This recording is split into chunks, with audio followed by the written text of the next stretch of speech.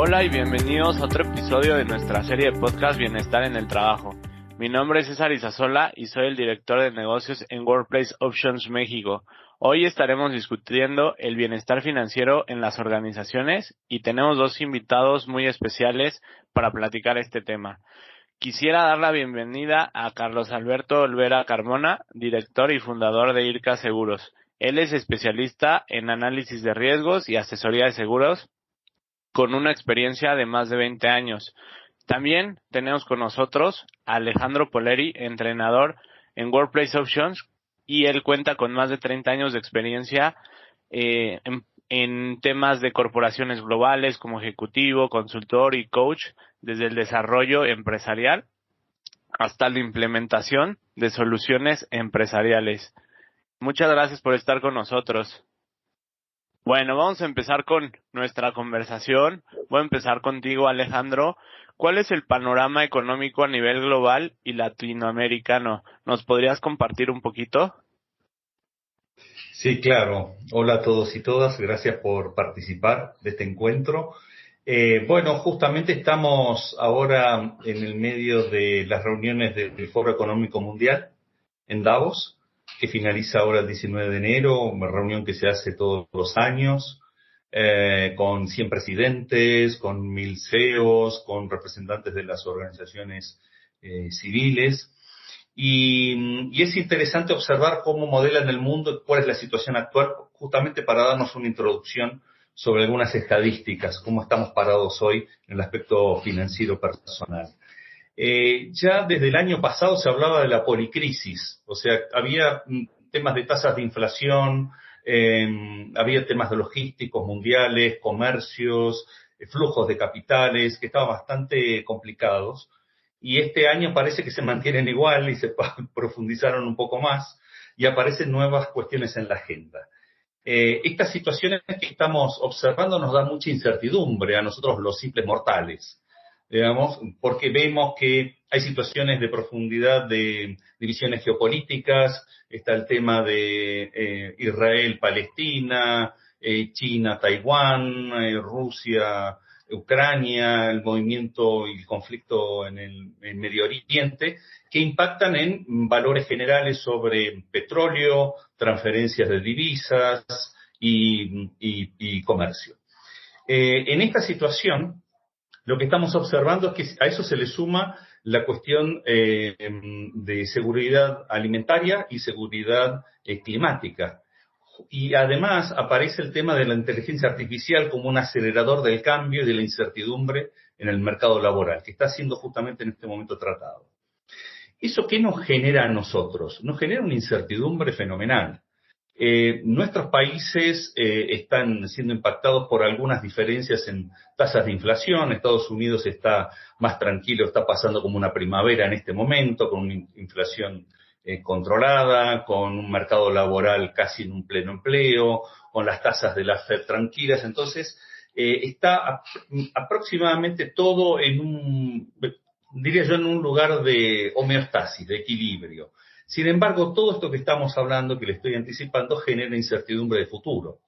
Nos generan movimientos que son incertidumbres respecto de cómo nosotros vamos a enfrentar esta situación. ¿Y qué es lo que pasa? Cuando se empiezan a analizar algunos números, esta incertidumbre se ve, por ejemplo, en estadísticas del Banco Mundial, ya desde el 2021, que indicaban que 2 personas de 3 en el mundo ya tenían un estrés financiero. Estrés financiero en contraposición de lo que es un bienestar financiero, es decir, estar seguros de que podemos manejar nuestras cuentas, nuestro futuro, nuestros propósitos, en fin. Y ya la OCDE en 2020 empieza también a traer otras estadísticas, que es que hay 35% de la población que no consigue subsistir y que hay otro 28% que solamente tiene una reserva de emergencia por una semana. Es decir, si estamos hablando de incertidumbre, si estamos hablando de las cuestiones que nos pasan en la vida, tener una reserva es importante y solamente les permite mantenerse vivos, digamos, operando durante una semana. Y un 76% de la gente de la TAM afectado por esta cuestión. Entonces, Cuando vamos empezando a analizar esto, aparecen una serie de estadísticas que en nuestros países, en los países en desarrollo principalmente, nos llaman mucho la atención y nos alerta. Seguramente Carlos después nos va a poder comentar más en detalle cuál es su percepción de lo cotidiano. Pero hablamos de, por ejemplo, de población económicamente activa y tomamos los menores a 55 años. Imagínense ustedes que el 70% de la población económicamente activa de menos de 55 años está preocupado por su futuro, está preocupado por su flujo de ingreso. Imagínense aquellos que todavía no tienen una renta activa o que están entrando en periodo de jubilación. El 40% de los hogares de los Estados Unidos están realmente preocupados por sus dificultades económicas. Estamos hablando de la primera potencia mundial. Y el problema de endeudamiento en las familias americanas es aproximadamente un 20%. Un 20% están tremendamente endeudados. O sea, no pueden pagar esa bola de nieve que está sucediendo. Entonces, ¿qué pasa con esto? Empezamos a atar esta cuestión de cómo va el mundo, hacia dónde va, estas incertidumbres, esa gestión de estrés, es decir, cómo manejo yo mis finanzas, cómo manejo mi futuro, cómo me voy cuidando, manejando los presupuestos, etcétera. Y hay una gran observación sobre este tema que el 30%, escuchen ustedes, el 30% de las personas no saben cómo van a llegar a la jubilación. Es decir, un momento donde podemos tener una renta pasiva, si es que la conseguimos antes, la mayoría no la tiene, cómo vamos a subsistir y cómo vamos a conseguir mantener ese estilo de vida que tenemos hoy. Ya el 25% de la gente piensa que el año que viene no van a tener el mismo estilo de vida, o sea, van a tener que reducirse. Es decir, la situación es una situación compleja, estamos, como yo le decía, en un veranito, en una primavera razonable, pero se vienen momentos de cambio, no sabemos si la pandemia se finalizó, en realidad el COVID-19 sí, pero hay una serie de otros indicadores que están apareciendo en China, están apareciendo en los laboratorios farmacéuticos, generando nuevas vacunas y nuevas observaciones sobre las neumonías nuevas que están apareciendo. Entonces, hay ciertas situaciones que requieren una instancia de seguridad, de reducción del riesgo, de manejo de crisis frente a toda esta situación. Y las familias, en lo común, los empleados corporativos, los empleados de las empresas, las organizaciones, necesitan de ese acuerdo y de ese apoyo para poder entender hacia dónde va el futuro. Eso es más o menos un panorama general, no sé si te contesté, César. Sí, claro, me encantó cómo desglosaste todo y nuestro foro puede visualizar con estadísticas el panorama, ¿no? A nivel financiero, y considero que, complementando tus comentarios, este tema tiene también mucho que ver con la educación, la falta de aprendizaje desde que somos niños, y consecuentemente va viéndose ahora sí que reflejado en las edades adultas de estas generaciones. Ahorita me gustaría también, antes de pasar con Carlos, y que en su momento también pudieras platicar un poquito más a fondo de esta parte, ¿no? De la educación financiera que reciben las nuevas generaciones, me gustaría compartir con ustedes unos factores relevantes que menciona Forbes de las tendencias en el mercado laboral en el 2024. Una de ellas es, el reinado de la generación Z, que es la nueva cara, la adopción mundial de la inteligencia artificial, que lo tocaste, el auge del modelo de trabajo híbrido, resistencia al regreso a la oficina, una tasa de renuncias constante, la rotación de personal y la salud mental y bienestar en el trabajo, que se viene relacionado con el tema que estamos hablando del estrés financiero, ¿no? Totalmente. Y bueno, a eso le vamos a añadir las elecciones presidenciales en México y en Estados Unidos, que de eso también tiene que ver, o se va a ver de manera reflejada pues también este estrés financiero. Pero bueno, la volatilidad en los mercados sobre todo. Ahí Carlos, te quería agregar, César, sí, claro. discúlpame, este año va a haber 80 países que van a tener elecciones presidenciales. Uh-huh. 80 países, y entre ellos la India, imagínense, casi, no sé, un cuarto de la población mundial. Es decir, hay mucho movimiento que se está produciendo y la verdad que la incertidumbre al respecto de las orientaciones políticas, los distintos signos, de qué forma se va a conformar y se va a configurar este comercio mundial en este año, va a ser muy interesante de verlo, ¿no? Sí, no, y tocaste un punto muy importante. La India, que es un país emergente económicamente como potencia hoy día, y un dato curioso y la India es el país con más CEOs a nivel mundial en empresas, digámoslo así, más grandes, ¿no? Ujú, O que generan más utilidad, como ujú. dato curioso. Excelente, gracias. Carlos, ¿qué prioridad ves tú hoy que tengan las finanzas personales en la vida de la población en Latinoamérica? Hola, ¿cómo están? Buenos días. Pues mira, justo tocaron ahí varios puntos muy importantes que van en relación a esto que me preguntas, datos macroeconómicos que mencionaban, el tema de la educación, que es importantísimo, que yo creo que deberíamos tener desde la primaria materias relacionadas con el tema de cómo elaborar un presupuesto familiar, cómo poder ir destinando el dinero que pues digo, de niños a lo mejor no tenemos, pero que poco a poco, pues, cuando te dan el domingo tu semana, puedas ir distribuyendo adecuadamente ese recurso y que una vez que te independices, pues logres tener ya un orden en esa forma de elaborar un presupuesto mensual. Desafortunadamente creo yo que esa falta de educación desde el nivel básico, pues nos lleva a no tener una prioridad en este tema y que el ingreso, así como lo vamos percibiendo, pues se va destinando a lo mejor a cubrir ciertas necesidades básicas, la alimentación, los servicios, y pues la verdad es que la cultura, al menos en Latinoamérica, percibo yo que es muy de que primero pues cubro esas necesidades y si me sobra, pues ahorro o invierto.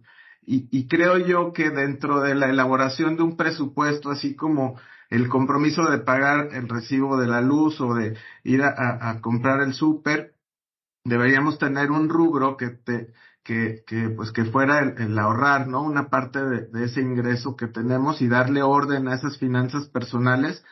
Inclusive dentro del presupuesto que yo creo que deberíamos tener elaborado, debería venir un rubro de previsiones en donde se pudiera incluir a lo mejor el pago de tu seguro de gastos médicos, que a lo mejor si lo pagas anual, vayas haciendo una previsión mes a mes conforme vas recibiendo tu dinero para que en el momento que tengas que pagarlo, pues no te descapitalices y que de alguna manera tenga orden y puedas tener esa previsión ya al momento de que se te presente el cumplir con ese compromiso, o tus vacaciones, o la reinscripción, el pago de la reinscripción de los niños, muchas cosas que puedes ir teniendo como una previsión para no descapitalizarte cuando tengas que hacer el gasto fuerte, ¿no? Pero pues todo esto, regreso al punto de la educación, yo creo que desde niños deberíamos ir teniendo en la mente el cómo organizar nuestras finanzas personales y realmente darle la prioridad que hoy día pues debería tener y que pues no en todos los casos es así. Creo también que poco a poco se avanza, ¿no? Con el tema y que justamente hablaban de la preocupación que la población económicamente activa de 55 años, tiene esa preocupación por, pues, qué va a pasar en su futuro. Tendría mucho que ver en esto, ¿no? Desde la previsión ir planeando cómo parte del recurso que hoy puedes generar, irlo destinando para que, pues, cuando llegue el momento en el que no necesariamente, pues, debe haber una edad, de retiro, pero pues a lo mejor tu energía ya no va a ser la misma a los 65 años y tu capacidad de generar un ingreso, pues va a verse mermada por este factor. Entonces, pues ya tener un recurso para que pues no seas una carga, ¿no? Porque hoy día, creo que en 2021 fue la primer generación que llegó a la edad de retiro, a los 65 años, que está ya en una ley que nos lleva a una jubilación que realmente no va a ser suficiente. Y creo que el impacto social que va a tener, pues va a ser que pues todos los que tengamos la capacidad de seguir generando ingresos vamos a tener que mantener a en nuestras personas adultas, cuando llegue ese momento, ¿no? Porque pues no hubo una previsión, no hubo un orden en las finanzas personales, o no se le dio esa prioridad desde principio. Entonces, bueno, creo que pues es un tema ahí que tiene que ver básicamente con la educación, pero que yo creo que los que hoy día tenemos esa responsabilidad, una familia, deberíamos tener la conciencia de generar un presupuesto mensual y darle orden a nuestras finanzas personales. Sí, creo que yo soy de la idea de poder mes con mes revisar los egresos, los gastos que vayas teniendo, cómo va actualizándose la economía personal, la economía familiar en dado caso, para poder generar mejoras y de igual manera ir pudiendo tener proyectos a corto plazo, a mediano plazo, a largo plazo, para que podamos evitar este estrés financiero, que la realidad es que el mundo capitalista te alienta a poder gastar, ¿no? Con el tema de la tecnología, el Buen Fin, el Black Friday, todo esto que tenemos realmente en todos los países, y que ahora sí que la intención es que gastes, ¿no? Todo lo que tienes, ¿no? Es como yo lo he platicado en conversaciones con amigos, con colegas, que realmente uno trabaja 30 días para que tengas tu dinero y te lo gastes y que vuelvas a hacer lo mismo durante el otro mes. Pero se hace así si realmente sigues ese juego, ¿no?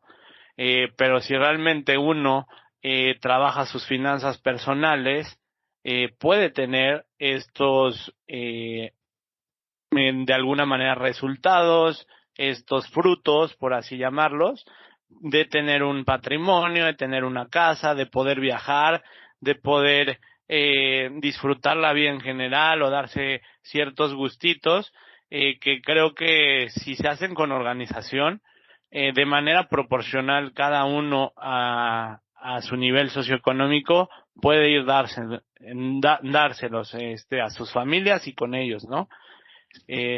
Pero bueno, vamos a continuar. ¿Qué relación tiene la salud mental con el bienestar financiero? Alejandro, ¿nos puedes platicar quizás un poquito del estrés, la ansiedad, depresión, la parte del suicidio, ¿no? Que ha ido incrementando en nuestro país, en México, sobre todo en la parte norte del país.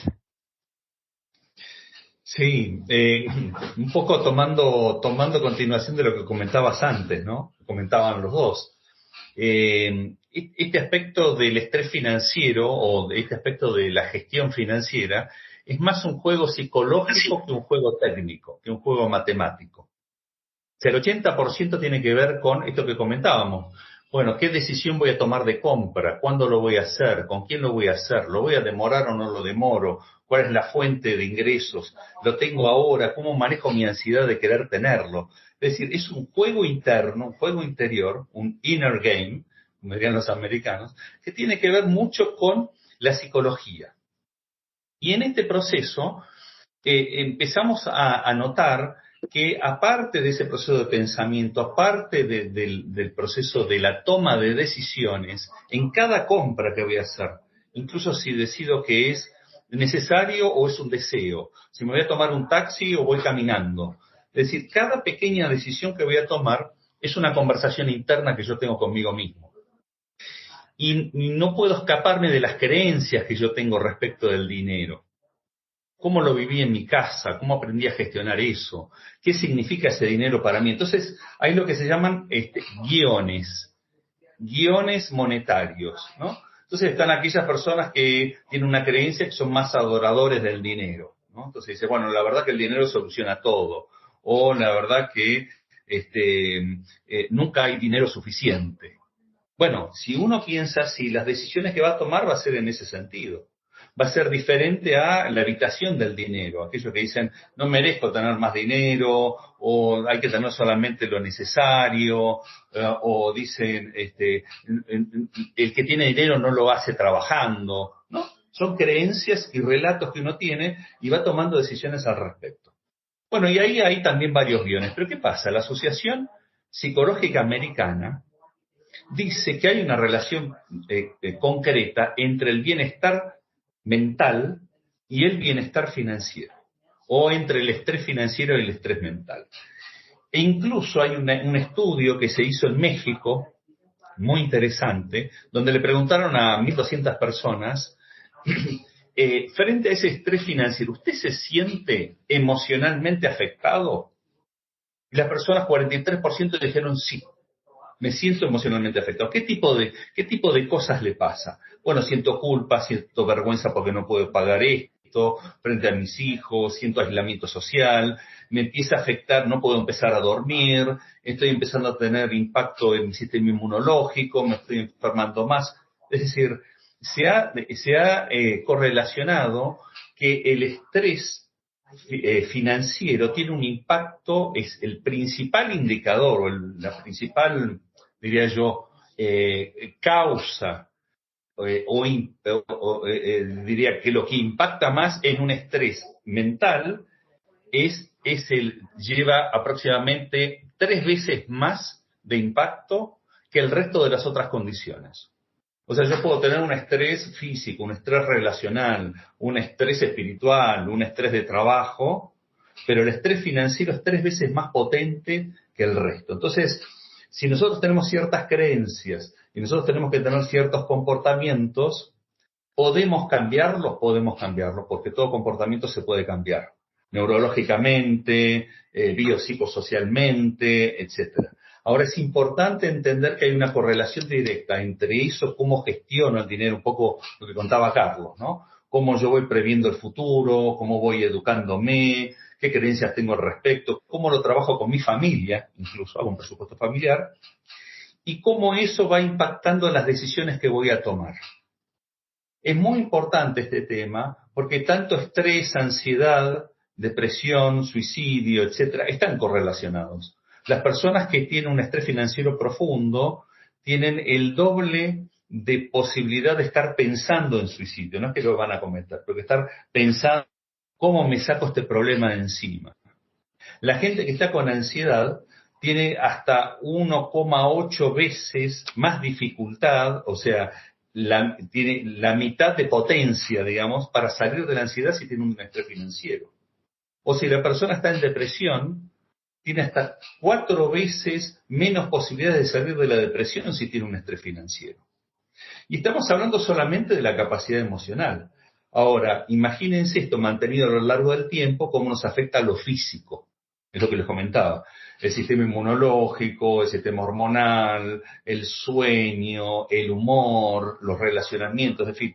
Todo eso nos va afectando, es una bola de nieve que si no le ponemos una observación concreta, una ayuda tal vez externa, algún consultor, alguna educación que nos abra los ojos y nos ayude a maniobrar dentro de ese proceso, es muy difícil salir de ahí. Entonces, sí hay indicadores, hay mucho paper al respecto, donde atan los dos elementos y donde el dinero no es solamente una fuente de satisfacción, es una fuente de propósito, nos ayuda a nuestro propósito de vida, nos ayuda, como vos decías, a darnos gustos. No podemos vivir en una restricción permanente como la dieta, ¿no? No puedo vivir de dieta continuamente sin comer lo que a mí me gusta siempre, ¿no? Porque después el efecto rebote va a ser muy, muy importante. Lo mismo pasa con la educación financiera o con el estrés financiero.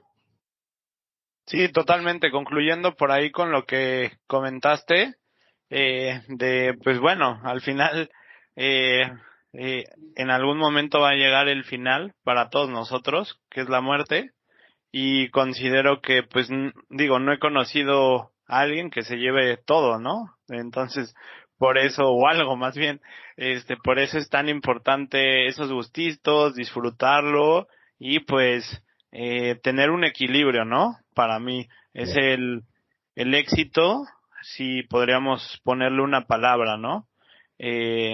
Carlos, ¿quieres comentar algo?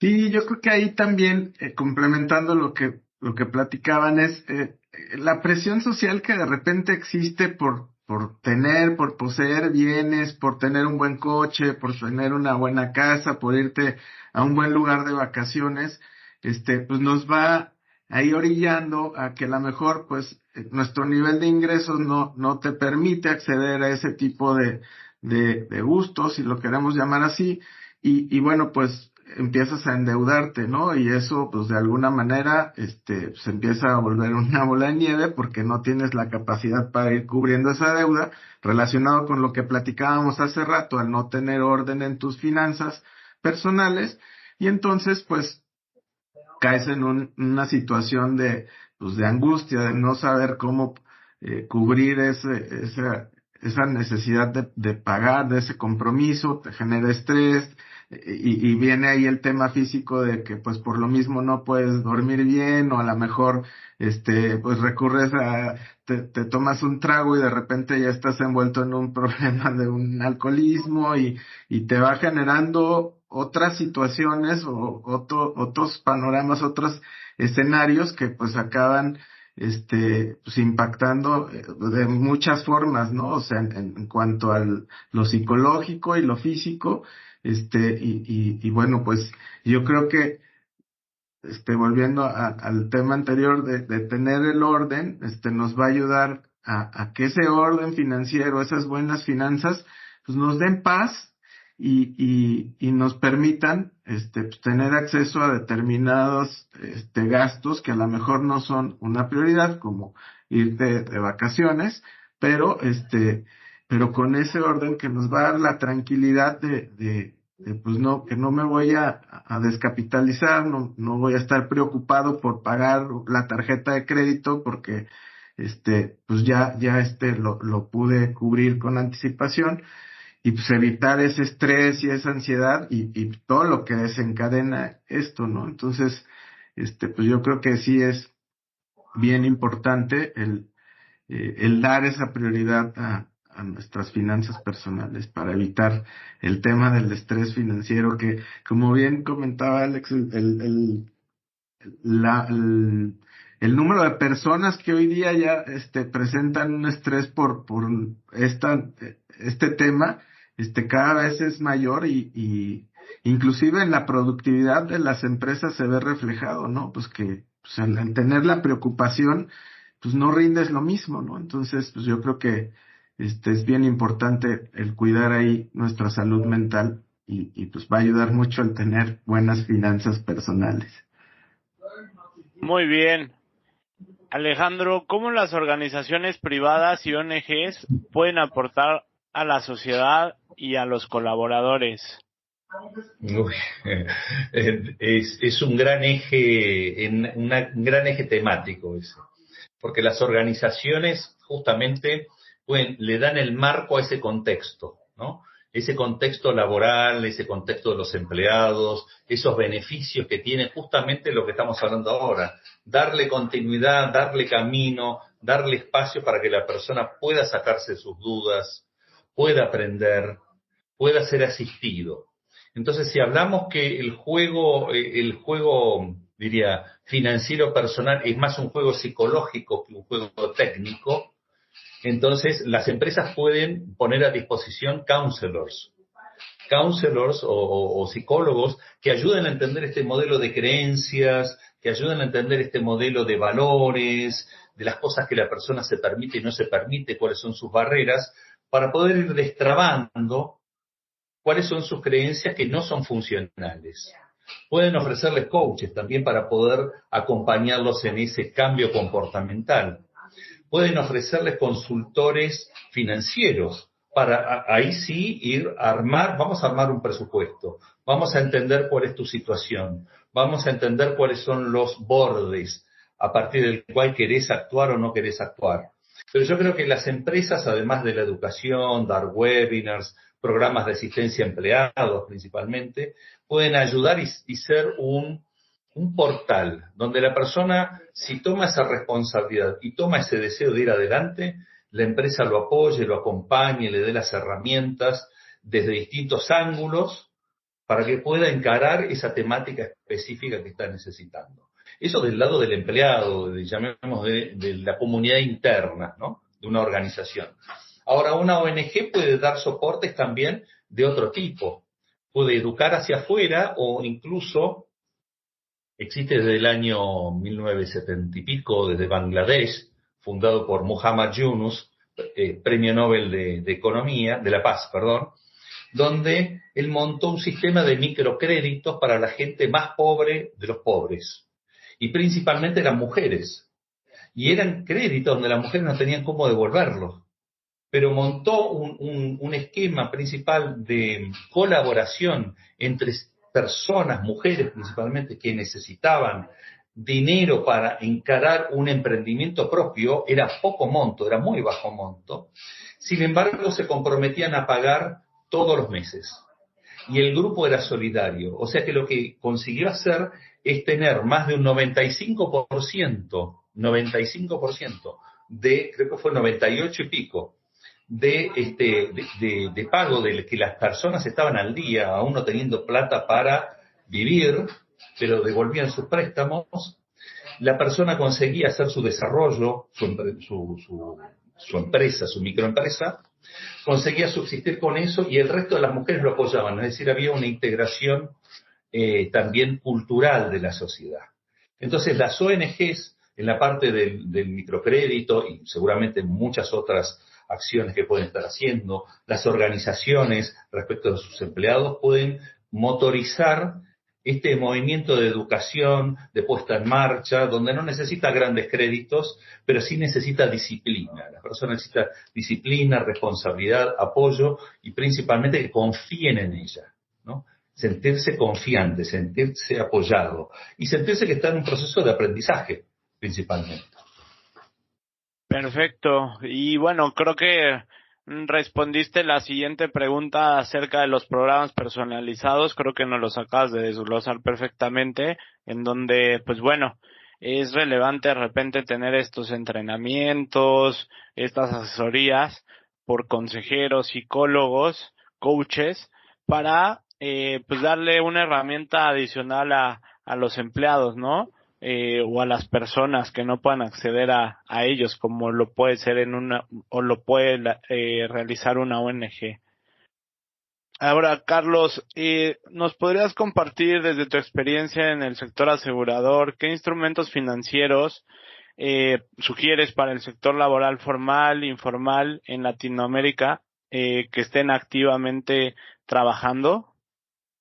Sí, claro, pues algo que yo creo que debemos entender es que cualquier forma de generar a lo mejor un ahorro, es buena, pero sí es importante identificar, o más bien entender que a lo mejor hoy no es suficiente el ahorrar porque pues el tema de la inflación repercute en que a lo mejor si hoy ahorras 100 pesos, pues en un año esos 100 pesos no te van a alcanzar para lo mismo que te alcanzan hoy por el tema de la inflación. Entonces, sí buscar un instrumento que pues te proteja primero del factor de inflación, ¿no? Como prioridad para que pues tu poder adquisitivo no se vea mermado.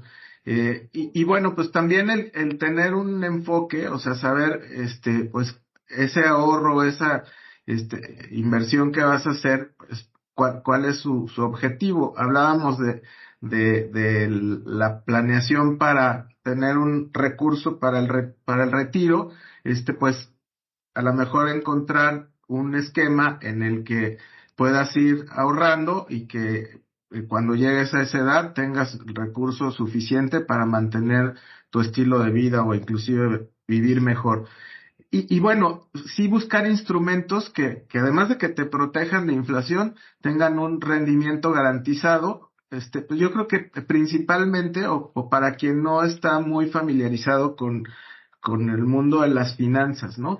A lo mejor una vez que ya tengas un instrumento en donde te protejas de inflación y tengas un rendimiento garantizado, podrás explorar otro tipo de instrumentos, a lo mejor fondos de inversión o fondos indexados que ya cotizan en bolsa, o que entra algunos otros esquemas con un poquito más de riesgo, pero ya con un conocimiento pues un poquito más amplio sobre el tema, porque son instrumentos que a lo mejor pueden resultar muy buenos a largo plazo. Ese punto es importante. Hablamos de 10 años tal vez. Y bueno, entender que va a haber momentos durante ese periodo que te van a generar estrés. Debes tener ahí estómago para entender que de repente va a haber pues una baja, pero pues te vas a recuperar y a largo plazo va a ser algo bueno. Pero yo creo que de inicio algo que yo podría recomendar si son instrumentos financieros en donde te protejas de inflación, tengas un rendimiento garantizado, y bueno, ya después buscar algo que pudiera tener un poquito más de riesgo, que a lo mejor también a mayor riesgo pues mayor utilidad, pero pues primero tener pues esa base, ¿no? O sea, ir paso a paso. Y antes de poder utilizar algún instrumento financiero, pues saber cuál es tu capacidad para poder ir generando ese ahorro, esa inversión, mediante un presupuesto mensual, saber cuánto es lo que puedes ir aportando pues en el periodo que tú decidas hacerlo, ¿no? Totalmente, y creo que en esta parte me gustaría complementar con que es muy importante recibir un asesoramiento por alguien que esté debidamente calificado, porque hay muchas estafas, sobre todo en nuestra región, en Latinoamérica. De igual manera, poder diversificar los recursos, como lo mencionaste, el tema de proteger el patrimonio, quizás con un seguro de vida, con un seguro de daños, ¿no? Por ejemplo, y de igual manera tener como estas herramientas, como tú los dices, fondos de ahorro, fondos de inversión, fondos educacionales para el retiro, que pueden ser una gran diferencia entre tener finanzas sanas o estar viviendo estresado durante estos ciclos de la vida, ¿no? Que en su momento lo platicamos, que sales de la universidad, pagas o en muchas ocasiones puedes terminar de pagar lo que estudiaste, después de eso pagas el coche, después de eso puede ser que pagues una renta o pagues el crédito de un departamento, luego vienen los hijos, los pañales, los gastos, luego viene la universidad y te llega el retiro, que pues jamás te llegó el momento idóneo retirarte. Y así creo que es la vida, ¿no? Se va pasando y muchas veces deseamos vivir otra vida, ¿no? En nuestra vida actual, ¿no? Entonces, justamente en eso sería como concientizar a nuestros oyentes el que puedan tener esas conversaciones incómodas para que puedan mejorar estas finanzas y evitar alguna tema con la salud mental. Ya para concluir, Alejandro, ¿quisieras comentar algo por último? Esto que está comentando César y Carlos es muy interesante porque tomar una decisión, tomar una actitud respecto a este tema puede abrir muchas conversaciones que están cerradas. Por ejemplo, en la familia. Vamos a conversar con esto. Ahí Carlos había hablado de la educación. Bueno, educación en familia. Cómo uno aprende esos guiones a partir de cómo vio sus padres conversando sobre ese tema o no, cómo vio los gastos de dinero, las inversiones, etcétera.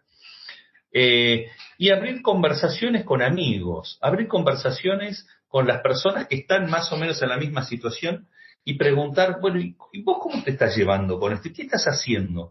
Porque muchas veces, dentro de esos guiones, están aquellos que tienen vigilancia por el dinero, que no conversan sobre dinero, que jamás van a preguntarle a nadie cuánto ganan, que no les gusta que le pregunten, no conversan de dinero, es una conversación muy privada. Para aquellos que no están en esa situación, para aquellos que están, tal vez un counselor lo ayude a maniobrar con eso, pero es importante abrir y ver qué hacen los otros.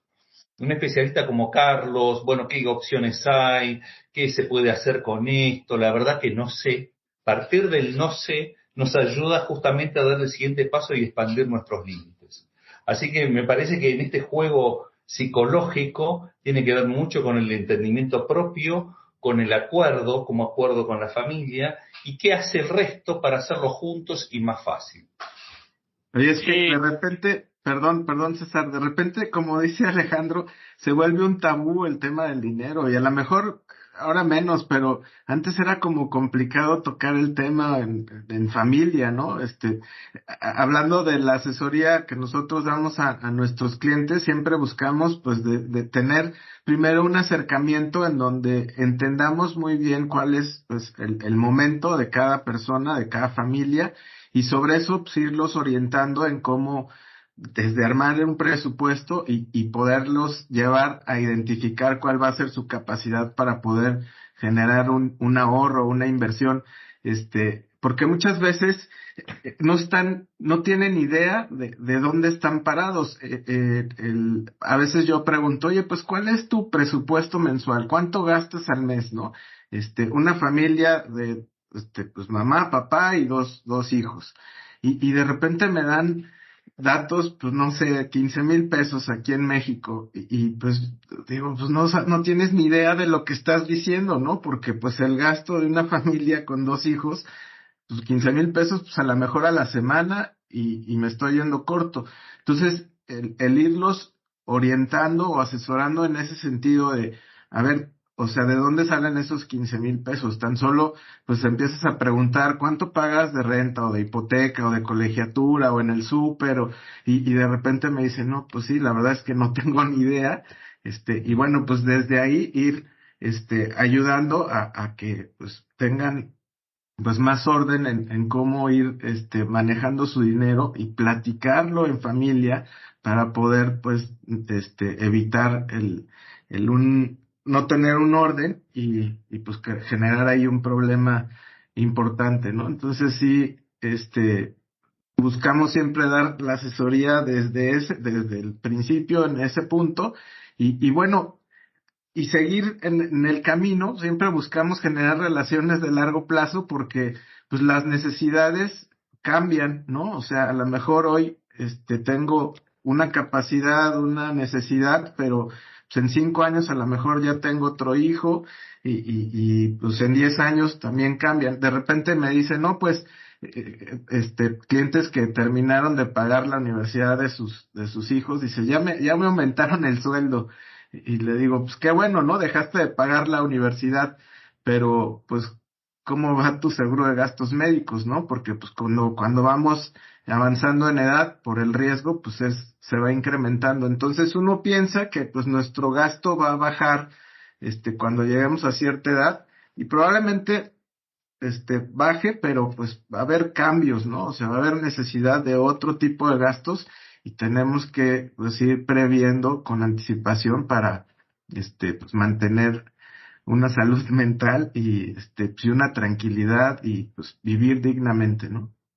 sí, totalmente. Y complementándolo, para ir cerrando, creo que el tema de visualizar las metas, los objetivos y también cuestionarse va a ayudar mucho a que la gente pueda tener esta conversación incómoda con amigos, con familiares, con gente de confianza, con asesores financieros que les permitan tener una guía para llegar a esos objetivos. Y muchas veces, lamentablemente, en Latinoamérica, en nuestra región, y en México no tenemos la educación de agarrar una hojita, aunque sea una hojita, o un Word o un Excel, y poner ingresos, egresos, por mínimos que sean, los gastos hormigas, ¿no? Que el viene, que para los chicles, que para los cigarros, ¿no? Porque yo veo de repente mucha gente, no sé, digo, sin demeritar la labor de un albañil, de un plomero, de estos servicios básicos, estar fumando o siempre no puede faltar la caguama, ¿no? La cerveza. y de repente luego pues quieren dinero para otras cosas y pues por ahí falta, ¿no? Entonces todos estos gastos sería bueno organizarlos para poder tener una mejor organización y consecuentemente sus finanzas personales. Oye, perdón, ahí, eso que dijiste ahorita, César, perdón, rapidísimo hago un comentario porque justamente dando una asesoría, una chica me decía, es que yo no tengo capacidad de ahorro y tenía en su escritorio un café del Starbucks y un croissant, ¿no? Entonces le preguntaba cuánto se había gastado en eso y pues me dijo, no, pues 110 pesos. Y le digo, ¿y todos los días lo haces? Me dice, no, pues a veces son del Oxxo, pero pues mínimo sí me gasto unos 80. Y entonces pues multiplícalo por 22 días hábiles y luego me decía, es que el fin de semana pues me gasto en el Oxxo o en el Seven, pues un poquito más porque pues compro las cervezas para pues irme a una fiesta o algo así. Y entonces esos gastos hormigas se convierten en 2,500 pesos al mes. Y pues ahí fue donde le dije, oye, pues no es que no te compres un café, pero pues a lo mejor tráetelo en un termo y pues estos 2,500 los puedes ir destinando a esto y a lo mejor en 3 meses ya te organizaste y vas a poder volverte a comprar el café, ¿no? Pero dale orden a este tema y tiene 6 años que empezó su inversión y ahora me agradece mucho el poder haber identificado cómo sí podía, ¿no? Cómo sí tenía esa capacidad. Los gastos hormiga, de repente son veneno puro para tener buenas finanzas personales. Y déjame que te agregue otra cosita que ahora me acordé. Yo estaba coachando a algunas personas y usé como excusa justamente el tema del plan financiero. ¿Por qué? Porque la persona tenía cardiopatías, o otro estaba sedentario, el otro estaba con diabetes, etcétera. Entonces decíamos, bueno, hoy tenés una edad económicamente activa, ¿qué va a pasar en el futuro? ¿Cuáles son los gastos médicos que vas a utilizar en el futuro? ¿Cómo los vas a planificar? Y entonces, en vez de preocuparse, dijo, voy a tener que mejorar mi salud a partir de hoy para tener menos gastos médicos en el futuro para poder estar mejor. Con lo cual, generó una motivación adicional a partir de la visión financiera para poder establecer un plan y un programa de mejora y de well-being, no solamente en el aspecto emocional y mental, sino principalmente en el aspecto físico, para que en el futuro el costo de medicamentos, de obra social, etcétera, pudiera ser menor cuando iba a tener menor ingreso por ingreso activo, ¿verdad? Así que me acordé de esos ejemplos también. Está todo conectado, por eso lo que es el planificación financiera, el estrés financiero, nos da la pauta para poder estar mejor en otras acciones que podemos hacer. Sí, y lo más irónico es que todos estos hábitos en los que se gastan realmente dañan la salud en general, el café, el alcohol, ¿no? Los cigarros, entonces, y digo, por no mencionar también algunas compras y demás, pero bueno, eso es otro tema. Antes de cerrar la conversación, quisiera aprovechar esta oportunidad para resaltar que nuestros servicios financieros en Workplace Options conectan a los miembros con profesionales independientes calificados justamente para ofrecer información sobre una amplia gama de temas financieros, incluyendo la gestión de deudas, la elaboración de presupuestos, planificación financiera y establecimientos de metas a corto, mediano y largo plazo. Contáctenos para obtener más información sobre cómo este servicio puede beneficiar a los empleados, a alguien que puedan conocer y añadir un agradecimiento a Carlos y Alejandro por esta conversación. La disfruté mucho. A nuestros oyentes, esperamos que hayan encontrado este episodio atractivo, útil para sus organizaciones. De mi parte, muchas gracias.